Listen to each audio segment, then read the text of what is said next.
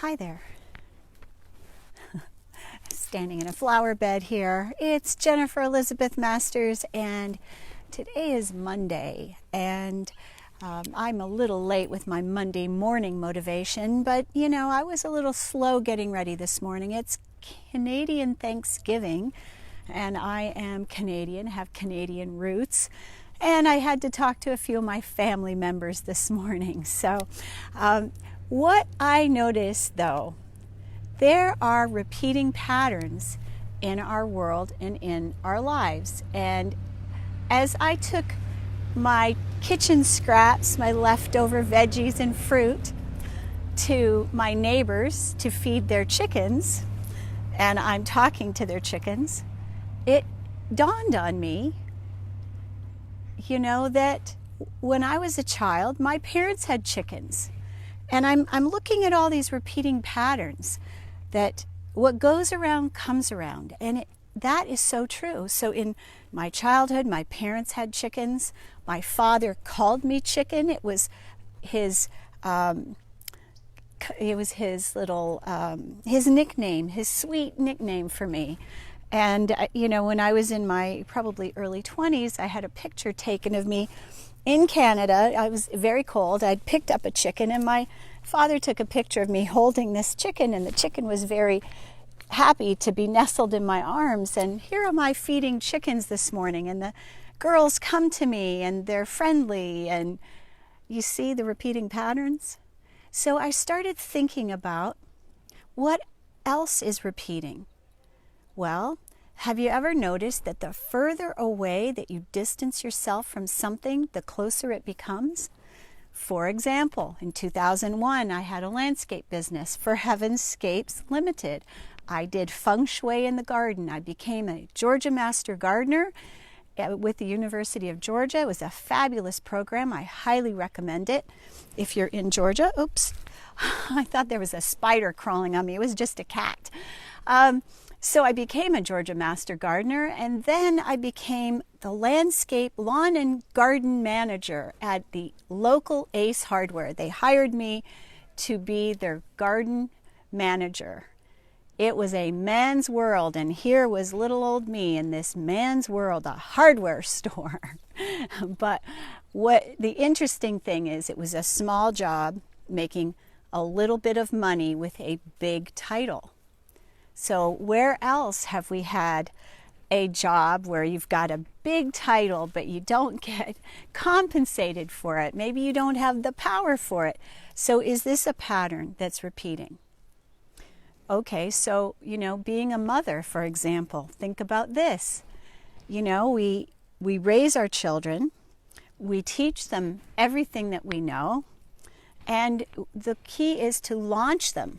We want to launch them so that they're successful. And then we as mothers or fathers, we have to step back and allow them, because they're now in their own journey, on their own trajectory, and we take a lesser role. We're still parents to our children, but we're not integrated in their lives on a daily basis. So there's this repeating pattern, this thread, where we're active and inactive, needed and not needed.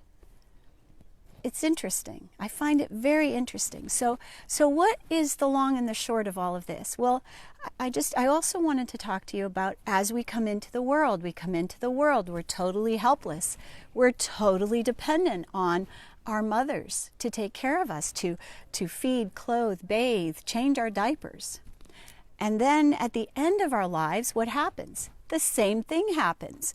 We become totally dependent on our children to feed, clothe, hopefully not change our diapers, but in many cases that's the case, that we need care at the end of our lives. We have repeating patterns, common threads that go through our entire lives that repeat and repeat and repeat. And when you recognize the pattern and where you're at in the journey, it stops being misery. So when you first are no longer needed as a parent, it can feel like, oh my gosh, she doesn't need me anymore. He doesn't need me anymore. I'm not an integral part of their lives. And it could make you feel, well, possibly unloved. But if you love yourself enough, then it's time for a different phase of life. It's so basically what we have to watch for are the signals in our life that start and stop these cycles. So as our children are all launched, then we have this freedom. Instead of looking at it from, oh, nobody wants me, they don't need me in their lives anymore. Well, what's the silver lining? There's always a silver lining to look for. We have tremendous freedom. Now that my kids are all independent, they don't need me. I can do whatever I want. I can travel the world. I could sit on a toadstool and meditate the rest of my life. They don't need me. I can do whatever I want. Do you see the magic of this? So the same is true with our families. We go through lives, we need our parents, then we don't need them, and then they need us. The cycle repeats. And it's this giving, receiving, giving and receiving, giving and receiving.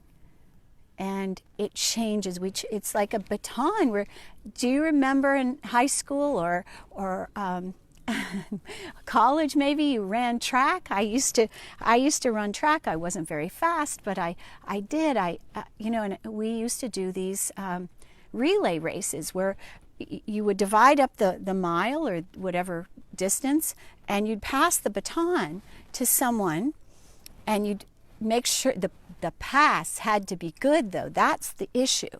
So when we let go of our children, we need to make sure that the pass is a good one. We need to make sure we're no longer enabling our kids. We need to make sure that they got all the love that they needed, that we were present with them when they needed us, so that when we pass that baton to them, there you go, you have your life. It's here for you. Take it away. Run with it. That they're not feeling like somebody's got a chain around their ankles or that their drawers are around their knees. So we need to make sure that we're the best parents we can be, giving our kids the attention that they need when they need it. Case in point.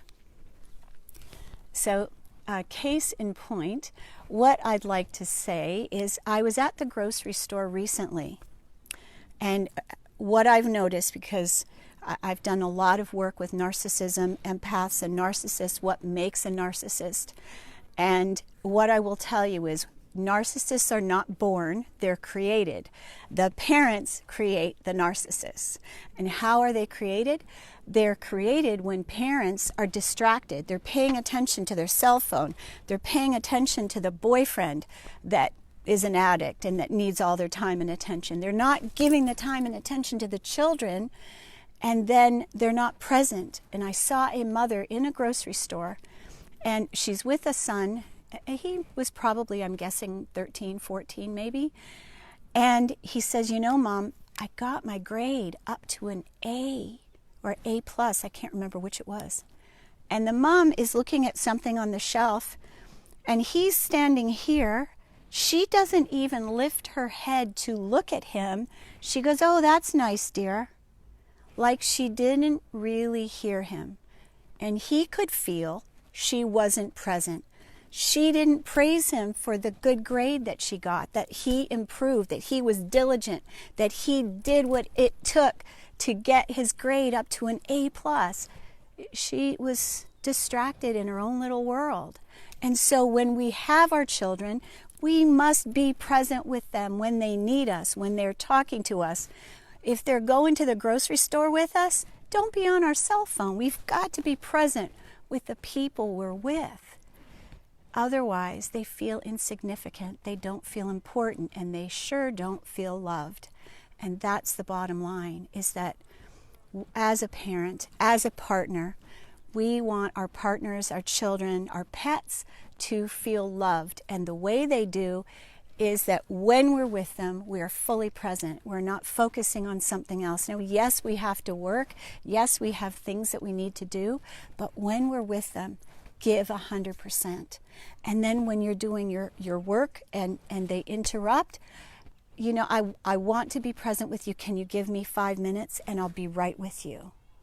But acknowledge the interruption without, you know, feeling indifferent or ignoring them or, you know, go away kind of thing. You want them to know that you love them.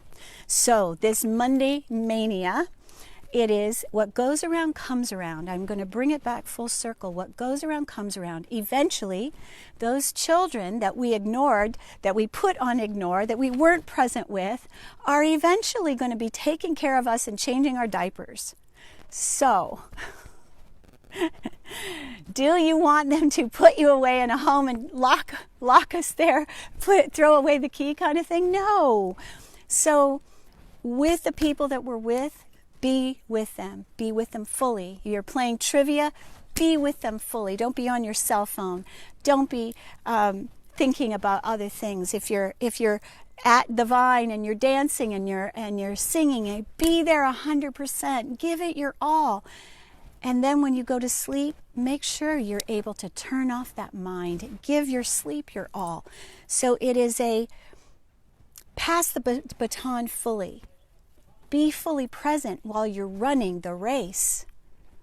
Do your best at whatever it is that you're doing. And know, if you were a chicken when you were a child, there may be chickens in your future, like mine. So what chickens in my childhood with my family, and now there's chickens across the street.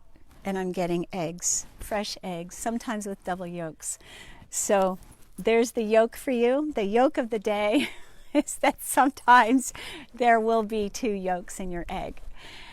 Enjoy it. Remember, life, it's not a sprint, it's a marathon. And we have to breathe fully into each moment, enjoy it, and be grateful for the race. Be grateful for the duration of it, wherever it is, no matter where you are and who you're with. Be present with them. Love them as much as you can. Let your pets, your children, your parents, your friends know you really love them. I'm Jennifer Elizabeth Masters. I hope you've enjoyed this little manic rant on a Monday, Thanksgiving Monday, Columbus Day. I love you. I hope you will share this. If you didn't watch it from the beginning, do so. I think you might enjoy this Monday Mania motivation. I love you.